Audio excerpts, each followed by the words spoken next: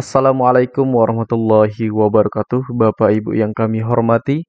Pada kesempatan kali ini kita akan membahas soal UP PPG tahun 2022 pada prodi PGSD.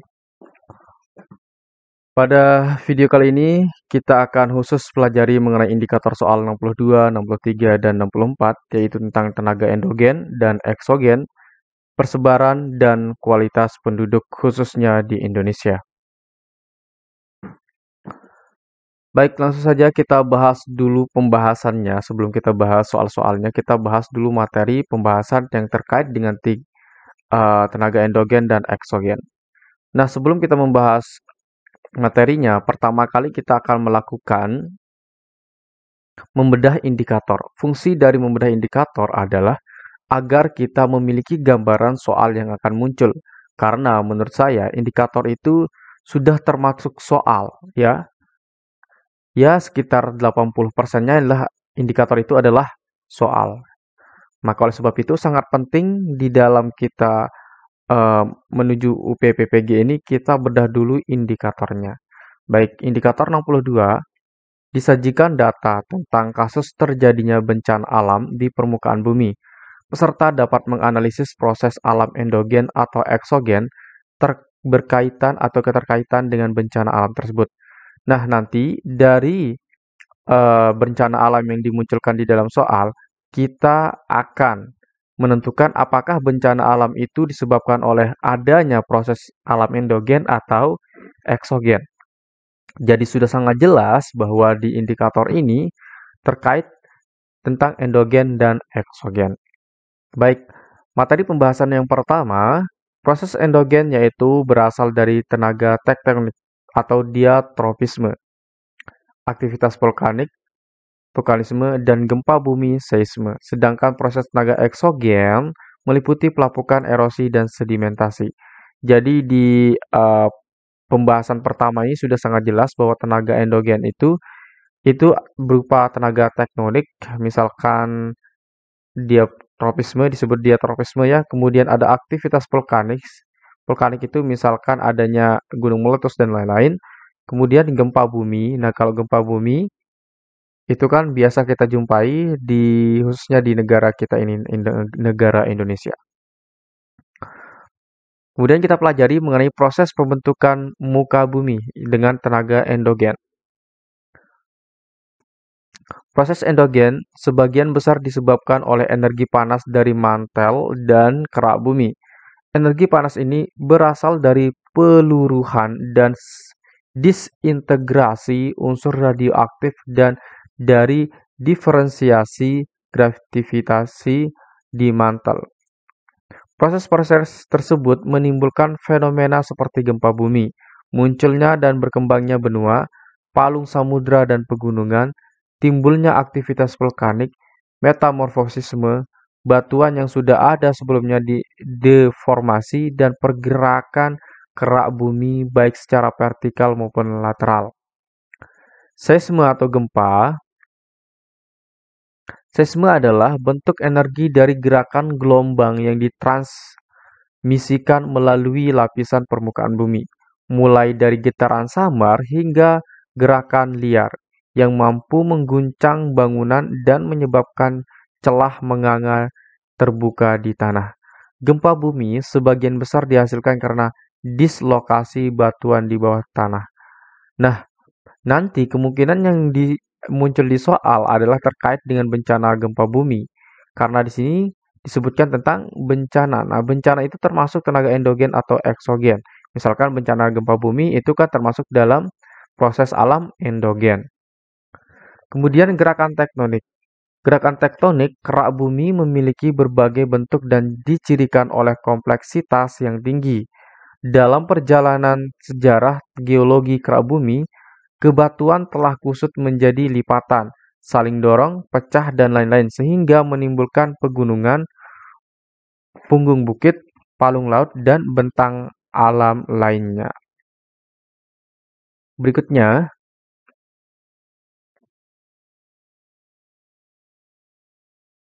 vulkanisme. Ini adalah fenomena di mana materi dipindahkan dari interior bumi dan meletus ke permukaannya. Misalkan adanya letusan gunung berapi.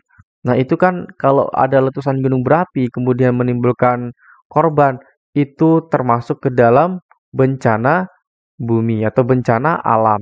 Oleh sebab itu, kalau vulkanisme menimbulkan bencana alam, itu diakibatkan karena adanya proses endogen. Itu adalah salah satu perwujudan penting dari sifat dinamis bumi, proses efusi material magmatik dan ke permukaan bumi, sehingga membentuk berbagai struktur vulkanik dan atau mengalir di atas permukaan yang disebut vulkanisme. Proses pembentukan muka bumi, tenaga eksogen. Nah, tadi kita sudah bahas mengenai tenaga endogen, sekarang kita bahas mengenai tenaga eksogen. Tenaga eksogen yaitu tenaga yang berasal dari luar bumi. Sifat umum tenaga eksogen adalah merombak bentuk permukaan bumi hasil bentukan dari tenaga endogen. Di permukaan bumi, bagian litosfer yang muncul akan mengalami penggerusan oleh tenaga eksogen, yaitu dengan jalan pelapukan, pengikisan dan pengangkutan, serta sedimentasi. Pertama, kita bahas mengenai pelapukan atau weathering. Pelapukan atau weathering atau weather merupakan perusakan batuan pada kulit bumi karena pengaruh cuaca, misalkan suhu, curah hujan, kelembaban, atau angin. Karena itu, pelapukan adalah penghancuran batuan dari bentuk gumpalan menjadi butiran yang lebih kecil, bahkan menjadi hancur atau larut dalam air. Pelapukan dibagi menjadi 3 macam, yaitu pelapukan mekanisme, pelapukan kimiawi, dan pelapukan biologis. Nah, adapun contoh-contoh dari pelapukan itu misalkan adanya pasir di tepi pantai, itu kan diakibatkan oleh batu-batu atau batu karang yang ada di laut itu tergerus dihantam oleh ombak, maka akan menjadi butir-butiran yang lebih kecil. Kemudian juga di padang pasir itu kan disebabkan oleh adanya angin yang sangat kencang sehingga menyebabkan butir-butiran yang lebih kecil lagi. Kita lanjut pembahasannya lagi. Yang berikutnya adalah erosi. Erosi sering disebut juga pengikisan. Erosi adalah proses pengikisan terhadap batuan yang dilakukan oleh air, angin, atau gletser.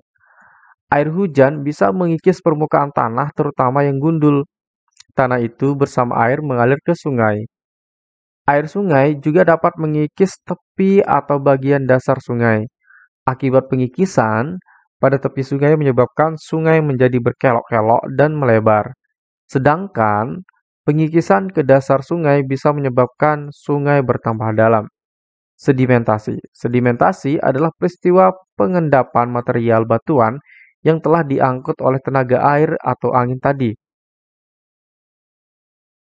Pada saat pengikisan tersebut terjadi, air membawa batuan mengalir ke sungai, danau, dan akhirnya sampai di laut. Pada saat kekuatan pengangkutannya berkurang atau habis, batuan diendapkan di daerah aliran air tadi. Karena itu, pengendapan bisa terjadi di sungai, danau, dan di laut. Baik, sebelum kita bahas ke soal, bagi Bapak Ibu yang berminat untuk mendapatkan e-book soal UP, PPG, PGSD yang kami sesuaikan dengan kisi-kisi tahun 2022, silahkan Bapak Ibu bisa menghubungi melalui nomor WhatsApp 081803358023. Di e-booknya kami sudah lengkapi dengan 450 soal, kemudian ada pembahasan dan juga kisi-kisi. Oke, kita lanjut ke soal.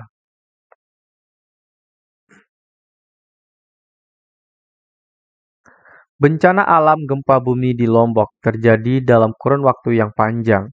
Bencana alam yang terjadi di Lombok termasuk ke dalam bencana alam yang disebabkan oleh tenaga, apakah A. Eksogen, B. Endogen, C. Alam, D. Matahari.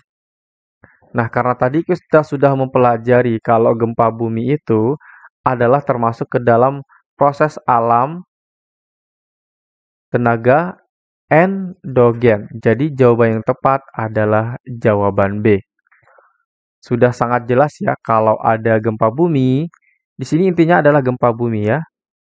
peristiwanya adalah gempa bumi. Jadi kalau gempa bumi itu disebabkan oleh proses alam endogen. Kita lanjut ke soal berikutnya. Sudah sangat jelas ya, jadi saya tidak perlu mengulasnya karena saya yakin Bapak Ibu sudah mampu menjawab soal seperti ini. Soal kedua, tenaga endogen adalah tenaga yang berasal dari dalam bumi. Berikut termasuk gejala yang disebabkan oleh tenaga endogen adalah titik-titik. Apakah A. Pelapukan batuan, B. Tanah longsor, C. Erosi, D. Daerah patahan.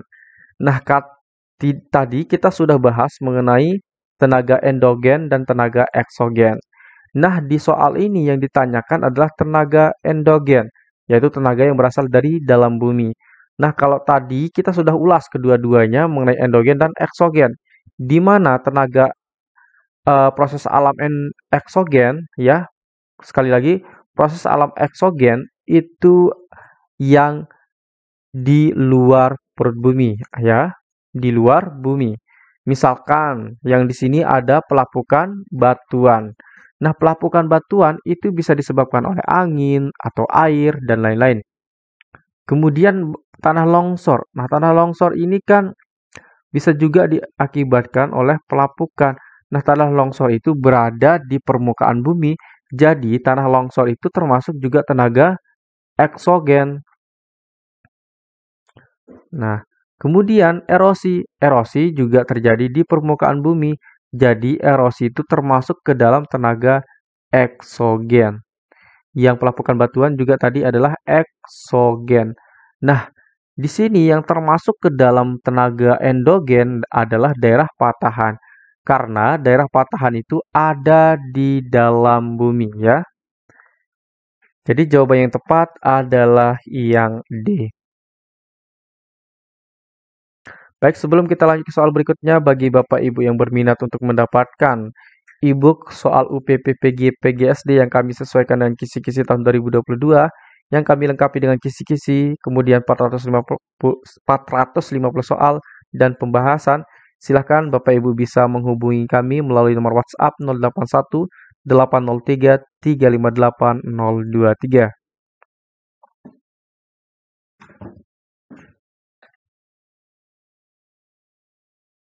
Baik, kita lanjut ke soal berikutnya Bapak Ibu semua. Erosi, sedimentasi, dan pelapukan merupakan aktivitas alam yang disebabkan oleh adanya tenaga titik-titik. Baik, apakah A. Eksogen, B. Endogen, C. Alam, D. Matahari? Nah, sekali lagi saya katakan, kalau Bapak Ibu tadi sudah mempelajari dan sudah mengikuti pembahasan materi di sebelum kita membahas soal-soal ini, pasti Bapak Ibu bisa menjawab soal yang ini.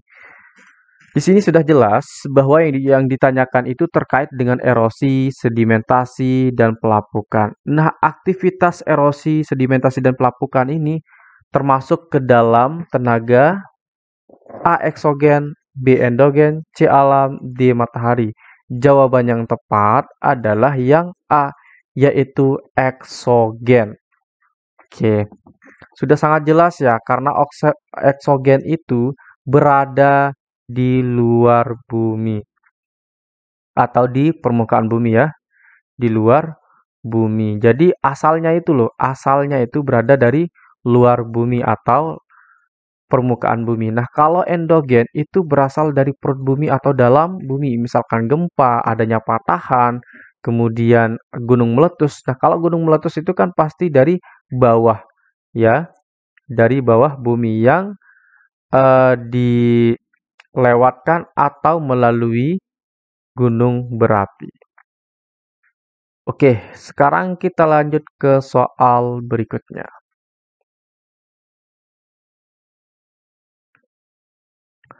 Tenaga endogen adalah tenaga yang berasal dari dalam bumi. Berikut bukan termasuk gejala yang disebabkan oleh tenaga endogen adalah titik-titik. Apakah A. Pelapukan batuan, B. Daerah lipatan, C. Gempa bumi, D. Daerah patahan? Nah, kita lihat dulu pertanyaannya. Kata kuncinya apa sih? Berikut bukan. Berarti yang bukan termasuk gejala yang disebabkan oleh tenaga endogen. Nah, jadi manakah yang bukan termasuk ke dalam tenaga endogen? Apakah A. Pelapukan batuan, B. Daerah lipatan, C. Gempa bumi, D. Daerah patahan. Baik, yang termasuk ke dalam tenaga endogen, kita cari tenaga endogen dulu ya, adalah yang pertama daerah lipatan. Nah, daerah lipatan itu termasuk dalam proses endogen. Kemudian, gempa bumi itu juga termasuk ke dalam proses alam endogen. Begitu juga dengan daerah patahan, termasuk ke dalam proses alam endogen. Jadi, dari B, C, sampai D ini adalah proses alam endogen. Nah, berarti yang bukan di sini adalah pelapukan. Maka jawaban yang tepat adalah yang A. Baik, kita lanjut Bapak Ibu.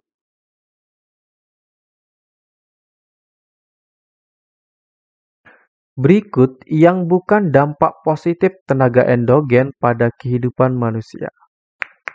Apakah A. Terbentuknya batuan mineral, B. Terbentuknya cekungan pada permukaan bumi, C. Terbentuknya sumber panas bumi, D. Tenggelamnya pulau tak berpenghuni. Kita pahami soalnya ya, jangan baca sekilas saja, tapi kita pahami walaupun itu pendek. Nah, berikut yang bukan. Nah, kita garis bawahi lagi yang bukan dampak positif, berarti lawan dari dampak positif adalah negatif. Yang bukan dampak positif tenaga endogen pada kehidupan manusia yaitu apakah terbentuknya batuan mineral, terbentuknya cekungan pada permukaan bumi, terbentuknya sumber panas bumi, ataukah D. Tenggelamnya pulau tak berpenghuni. Jawaban yang tepat adalah yang D, yaitu tenggelamnya pulau tak berpenghuni. Nah, kalau tenggelamnya pulau tak berpenghuni ya, walaupun ini tak berpenghuni, tetapi itu kan dapat merugikan kehidupan kita. Kenapa? Karena pulau walaupun tidak berpenghuni, misalkan di situ ada pohon, ada hewan-hewan, maka itu termasuk memiliki dampak yang positif ya. Kalau dia tidak tenggelam, maka itu memiliki dampak positif. Nah, kalau pulau itu tenggelam, maka itu akan berakibat negatif. Oleh sebab itu, jawaban D lah yang tepat. Kemudian terbentuknya batuan mineral. Nah, terbentuknya batuan mineral ini dapat dimanfaatkan oleh manusia. Kemudian terbentuknya cekungan pada permukaan bumi. Nah, ini juga bisa dimanfaatkan oleh manusia. Karena apa? Cekungan itu sangat penting ya bagi kehidupan kita. Nah, kalau ada cekungan, misalkan adanya pegunungan. Nah, pegunungan kita gunakan sebagai perumahan. Agar kenapa? Agar kita juga terhindar dari adanya banjir, kemudian eh, kita bisa menggunakan lahan yang datar itu sebagai perkebunan, pertanian, dan lain-lain. Juga bisa digunakan, pegunungan itu bisa digunakan sebagai tempat perkebunan juga. Jadi cekungan itu sangat bermanfaat sekali. Misalkan air turun dari tempat yang lebih tinggi ke tempat yang lebih rendah. Itu kan bermanfaat bagi kita semua. Kemudian yang C, terbentuknya sumber panas bumi. Nah, panas bumi ini bisa dimanfaatkan oleh manusia baik sebagai tenaga listrik, kemudian sebagai tempat kita menanam. Ini kan bermanfaat bagi kita semua. Kalau bumi itu lebih panas, maka tanahnya itu akan semakin subur. Nah, oleh sebab itu banyak banyak banyak negara yang memiliki gunung berapi itu rata-rata tanahnya subur. Oke, kenapa saya tadi agak berhenti ngomong? Saya tadi melihat ini ada yang bergerak. Jadi saya selidiki, tapi ternyata nggak tahu apa yang menggerakkannya ya. Oke, kita lanjut ke soal berikutnya. Baik, sebelum kita membahas soalnya dan membahas materi, kita akan membedah dulu indikator soal 63. Disajikan kasus tentang kependudukan di wilayah Indonesia. Peserta dapat menganalisis persebaran penduduk Indonesia. Nah, nanti kita akan diberikan sebuah kasus mengenai persebaran penduduk. Nah, ini sudah sangat jelas ya, nanti kita akan menganalisis persebaran penduduk. Baik, kita langsung saja ke materinya. Penyebab persebaran penduduk di Indonesia tidak merata menurut buku CMS, Cara Menguasai Soal Geografi SMA dan MA, Latihan Soal dan Pembahasan HOTS, karangan Santi Kurniasih. Jadi ini kita ambil dari bukunya Santi ini.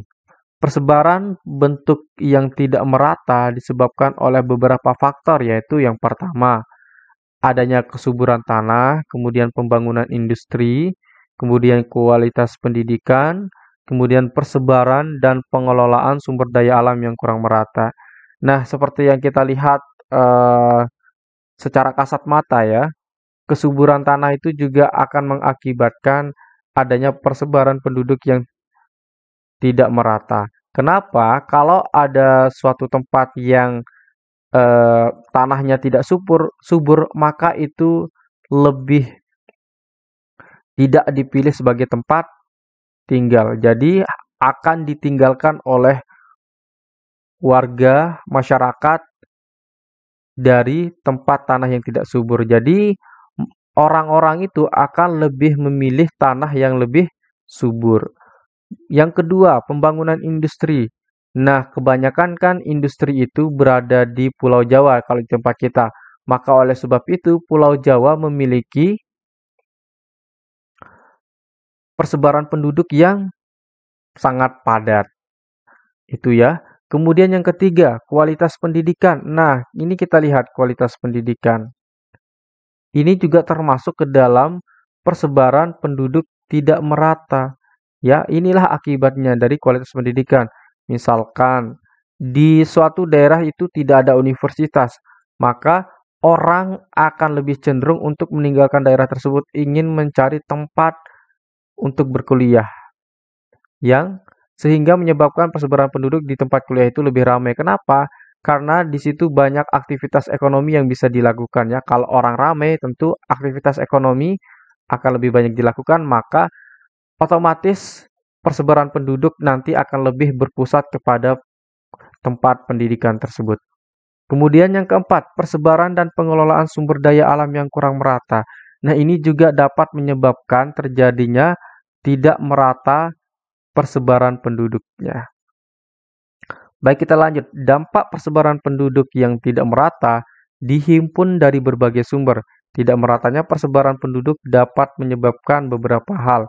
Yakni yang pertama, dalam bidang pertahanan dan keamanan harus ada penduduk yang ditempatkan di wilayah-wilayah perbatasan yang bermasalah. Persoalan ini kaitannya dengan mempertahankan kedaulatan NKRI dari pihak luar mengenai area perbatasan. Kemudian yang kedua, dalam hal perekonomian. Ada masalah tidak merata pendapatan dan kesejahteraan, pembangunan dan usaha. Selain itu, pendapatan per kapita juga akan berkurang dan terjadi peningkatan pengangguran. Yang ketiga, terpusatnya industri-industri di Pulau Jawa karena sulitnya memperoleh tenaga kerja jika membangun industri di luar Pulau Jawa. Kemudian yang keempat, dari segi sosial, timbul kemiskinan di daerah-daerah padat penduduk karena ketiadaan sumber daya alam yang dapat diolah.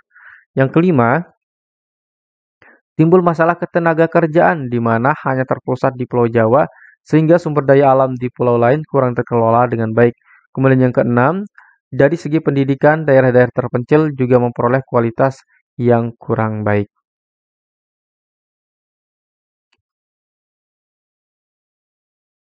Baik, kita langsung saja akan membahas soalnya. Penanggulangan persebaran penduduk yang tidak merata dapat dilakukan dengan titik-titik.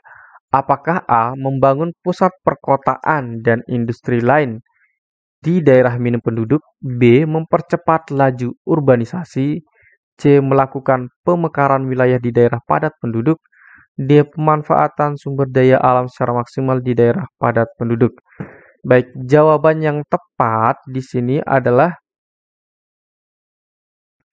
yang A, yaitu membangun pusat perkotaan dan industri lain di daerah minim penduduk. Nah, ketika kita nanti membangun pusat perkotaan ya di tempat yang minim penduduk artinya kurang penduduk, maka itu akan dapat menarik pemerataan persebaran penduduk. Nah, misalkan sekarang di saat era sekarang ini kan adanya pusat perkotaan dibuat di Kalimantan, yaitu akan dibangun ibu kota negara, maka itu akan dapat menarik minat orang untuk berpindah ke tempat tersebut, ya. Maka ini akan menyebabkan persebaran penduduk akan merata. Jadi tidak hanya terpusat di Pulau Jawa saja, tetapi akan nanti lebih diratakan atau merata ke Pulau Kalimantan ya, karena ibu kota baru nanti akan dibuat di Pulau Kalimantan. Kemudian yang B, mempercepat laju urbanisasi itu salah ya. Kemudian yang C, melakukan pemekaran wilayah di daerah padat penduduk ini tidak akan menyelesaikan masalah karena walaupun melakukan pemekaran, itu tetap akan penduduknya tetap padat. Kemudian yang D, pemanfaatan sumber daya alam secara maksimal di daerah padat penduduk ini juga akan menambah masalah ya, karena nanti akan lebih terpusat lagi ke padat penduduk ini. Oke, kita bahas mengenai jawaban A. Cara mengatasi penduduk yang tidak merata, yang pertama adalah pemerataan pembangunan infrastruktur. Oleh sebab itu, di zaman pemerintahan sekarang ini, lebih banyak membangun infrastruktur seperti jalan. Nah, itu kan dapat meningkatkan pemerataan penduduk. Kemudian yang kedua, mengalihkan industri besar ke daerah. Ini benar. Yang ketiga, membangun industri kecil ke pedesaan, menggalakkan pariwisata, promosi investasi di tiap-tiap daerah, membatasi investasi di kota besar, memisahkan pusat pemerintahan dan pusat bisnis. Nah, nanti kemungkinan di Jakarta itu sebagai pusat bisnis, kemudian di Kalimantan sebagai pusat pemerintahan. Nah, dan juga kita contohkan di saat ini investasi itu sangat dipromosikan oleh eh, pengelola negara kita ya, khususnya presiden, kemudian menteri-menterinya, itu kan banyak melakukan investasi di tiap-tiap daerah. Misalkan sekarang di Lombok adanya investasi, adanya sirkuit Mandalika, kemudian tempat-tempat wisata baru. Nah, itu adalah upaya untuk pemerataan penduduk ya. Itulah upayanya. Baik, sekarang kita lanjut saja ke soal berikutnya. Salah satu upaya pemerintah untuk menekan laju pertumbuhan penduduk di Indonesia adalah apakah A. Program urbanisasi, B. Program keluarga bencana, C. Program wajib militer, D. Penanggulangan HIV/AIDS. Nah, kalau kita lihat soalnya sudah sangat jelas ya. Upaya pemerintah, garis bawah upaya pemerintah untuk menekan laju pertumbuhan. Nah, di sini kan laju pertumbuhan bukan kepadatan penduduk, tetapi laju pertumbuhan. Nah, kalau pertumbuhan itu kan terkait dengan berkurangnya pertumbuhan penduduk. Misalkan di sini jawaban yang tepat adalah yang B tentunya ya. Salah satu upaya pemerintah untuk menekan lajunya pertumbuhan penduduk adalah dengan melakukan difusi inovasi program keluarga berencana, khususnya penggunaan metode kontrasepsi. Misalkan adanya KB ya, program KB.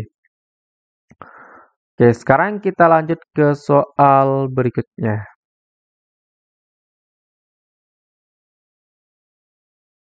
Kota mempunyai kepadatan penduduk yang sangat tinggi, maka dapat dikatakan bahwa persebaran penduduk di kota sangat dipengaruhi oleh titik-titik.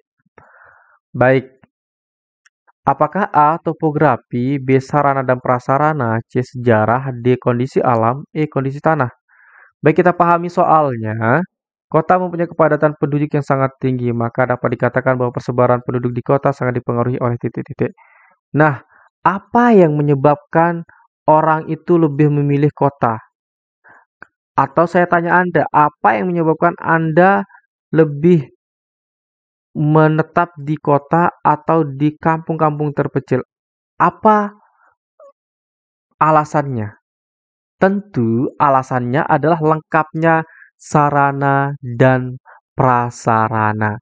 Jadi, inilah yang membuat orang tertarik untuk tinggal di kota. Inilah yang mendorong kepadatan penduduk di kota itu sangat tinggi.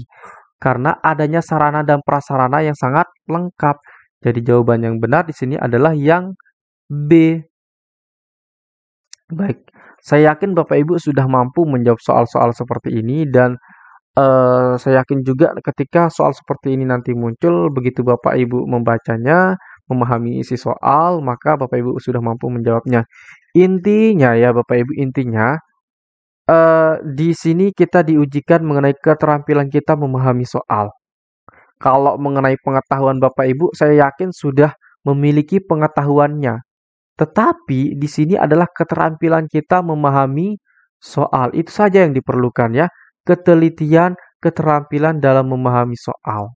Kalau mengenai pengetahuan, pasti Bapak Ibu memiliki pengetahuan yang lebih dari saya atau lebih dari orang-orang lain. Saya yakin Bapak Ibu sudah bisa menjawab soal-soal seperti ini. Baik, sebelum kita bahas soalnya, bagi Bapak Ibu yang berminat untuk mengikuti atau membeli soal UPPPG PGSD yang kami sesuaikan dengan kisi-kisi sebanyak 450 soal dan pembahasan, silahkan Bapak Ibu bisa menghubungi kami melalui nomor WhatsApp 081 803 358 023. Baik Bapak Ibu, kita lanjut ke soal berikutnya.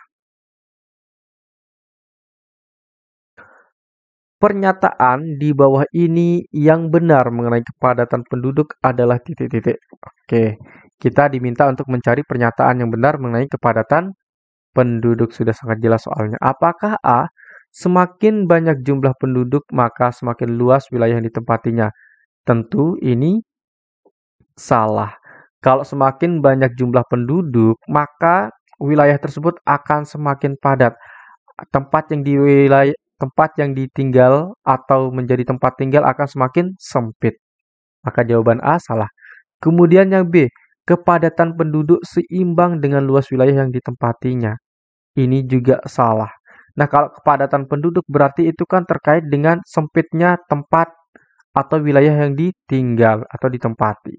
Kemudian yang C, luas wilayah mempengaruhi terhadap kepadatan penduduk. Ini belum tentu. Luas wilayah tidak mempengaruhi kepadatan penduduk. Yang mempengaruhi itu adalah sarana dan prasarana. Kemudian yang D, kepadatan penduduk seimbang dengan jumlah penduduk. Yang E, kepadatan penduduk dipengaruhi oleh jumlah penduduk dan luas wilayah yang ditempati. Yang D salah ya. Kepadatan penduduk seimbang dengan jumlah penduduk ini juga salah. Kemudian yang E, kepadatan penduduk dipengaruhi oleh jumlah penduduk dan luas wilayah yang ditempatinya. Oke, jadi kepadatan penduduk itu dihitung berdasarkan jumlah penduduk dan luas wilayah yang ditempati. Jadi jawaban yang benar di sini adalah yang E. Kepadatan penduduk adalah banyaknya penduduk per satuan wilayah. Kegunaannya adalah sebagai dasar kebijakan pemerataan penduduk.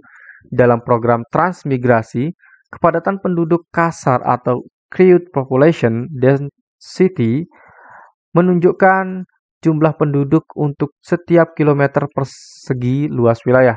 Luas wilayah yang dimaksud adalah luas seluruh daratan pada suatu wilayah administrasi.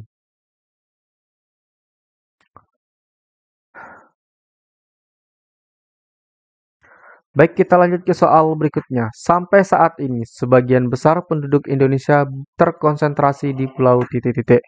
Apakah A. Sumatera dan Kalimantan, B. Jawa dan Kalimantan, C. Kalimantan dan Sulawesi, D. Sumatera dan Sulawesi, E. Jawa dan Sumatera. Jadi sudah sangat jelas ya kalau Bapak Ibu itu sudah mampu ini karena ini sifatnya ingatan. Jadi jawaban yang tepat adalah yang E. Tentu Bapak Ibu sudah mampu mengetahui hal ini ya, bahwa 57% penduduk Indonesia itu terkonsentrasi di Pulau Jawa. Kemudian kita lanjut ke soal berikutnya. Salah satu permasalahan penduduk akibat kepadatan penduduk yang tinggi di suatu wilayah adalah titik-titik. Apakah A. Banyaknya penduduk yang buta huruf, B. Lahan pemukiman semakin sempit, C. Tingginya angka kematian, D. Tingginya angka pengangguran, E. Sumber daya manusia yang semakin berkualitas. Nah, di sini jelas bahwa permasalahan penduduk akibat kepadatan penduduk yang tinggi di suatu wilayah. Apa permasalahannya? Jawaban yang tepat adalah yang B. Lahan permukiman semakin sempit. Tentu ini sudah sangat jelas ya. Akibatnya terlalu banyak manusia yang menumpuk di suatu tempat, maka wilayah yang ditempati maka semakin sempit atau lahan yang ditempati semakin sempit. Nah, itulah dampak negatif atau permasalahan yang diakibatkan oleh penduduk yang terlalu berpusat atau terlalu padat. Baik, kita juga bahas dan memberitahukan ada juga masalah yang lainnya. Yang pertama adalah lingkungan itu akan menjadi kumuh. Kemudian minimnya lapangan pekerjaan diakibatkannya terlalu banyak manusia. Dan kurangnya lapangan pekerjaan. Yang ketiga, angka kelahiran tinggi dan angka kematian juga rendah. Kemudian 4, lahan pemukiman semakin sempit. Tentu yang 4 ini ya. Sekarang kita lanjut ke indikator soal berikutnya. Indikator 64.25. Disajikan data tentang permasalahan kependudukan di wilayah Indonesia.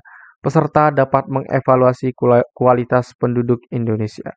Nah, jadi nanti Bapak Ibu akan diberikan suatu masalah di soalnya ya. Dari suatu permasalahan tersebut Bapak Ibu harus bisa menentukan bagaimana kualitas penduduk pada permasalahan soal tersebut. Nah, itulah soal yang akan dimunculkan. Baik, kita bahas saja soal yang pertama. Yang merupakan indikator pengukuran kualitas sumber daya manusia ialah kecuali titik-titik. Baik, di sini ditanyakan mengenai indikator pengukur kualitas sumber daya. Apakah A. Ketenangan jiwa yang dilandasi oleh ketakwaan terhadap Tuhan Yang Maha Esa. Ingat yang ditanyakan adalah kecuali. B. Kesempatan pendidikan yang tersedia pada segala tingkat. C.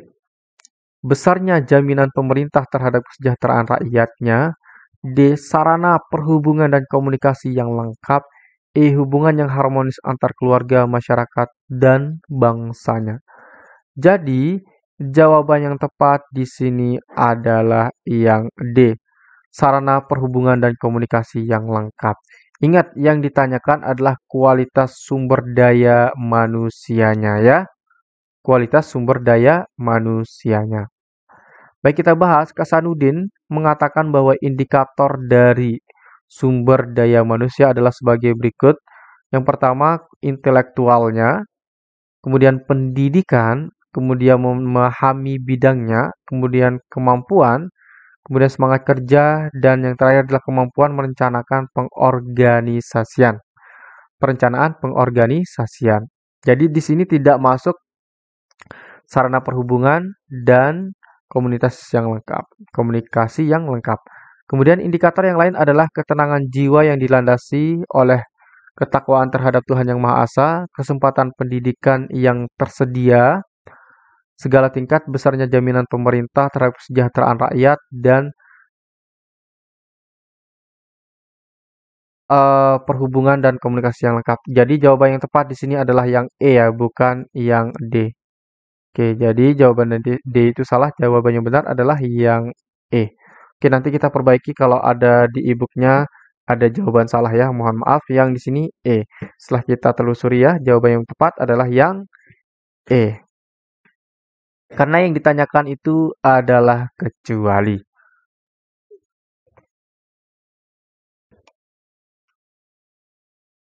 Kita lanjut ke soal berikutnya Bapak Ibu semua.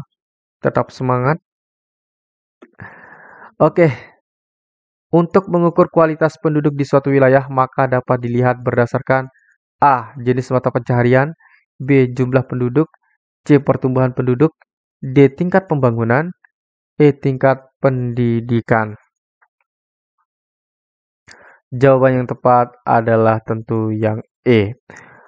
Tadi sudah dijelaskan bahwa Kasanuddin mengatakan indikator dari kualitas sumber daya manusia dapat diukur menggunakan kualitas intelektual. Ini kan kalau intelektual itu pasti terkait dengan pendidikan.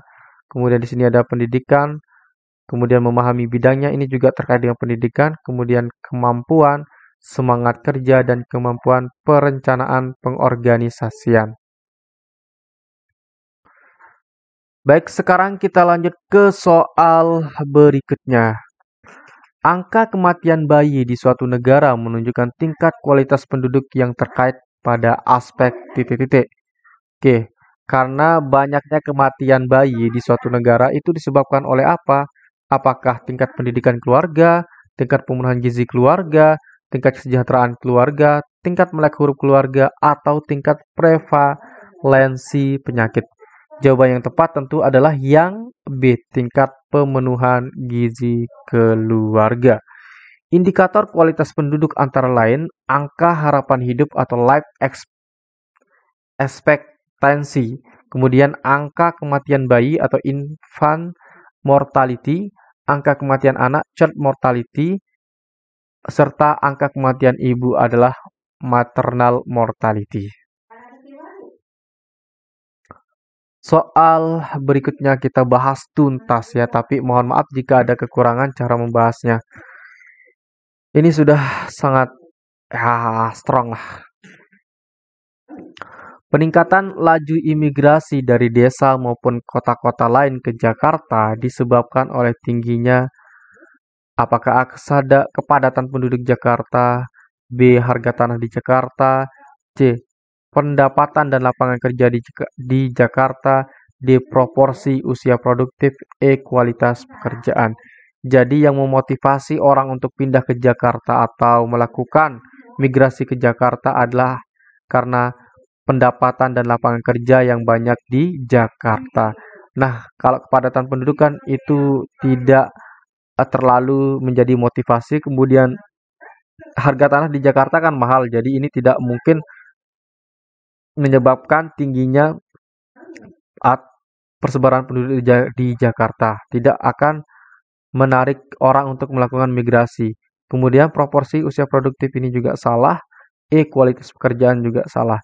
Yang menyebabkan orang untuk migrasi ke Jakarta adalah karena pendapatan dan lapangan kerja di Jakarta itu terhitung besar. Jadi jawaban yang tepat adalah yang C. Baik Bapak Ibu, itu saja yang kita bahas pada video kali ini. Mohon maaf jika banyak kesalahan. Mohon maaf jika banyak kekurangan. Sekian dan terima kasih. Assalamualaikum warahmatullahi wabarakatuh.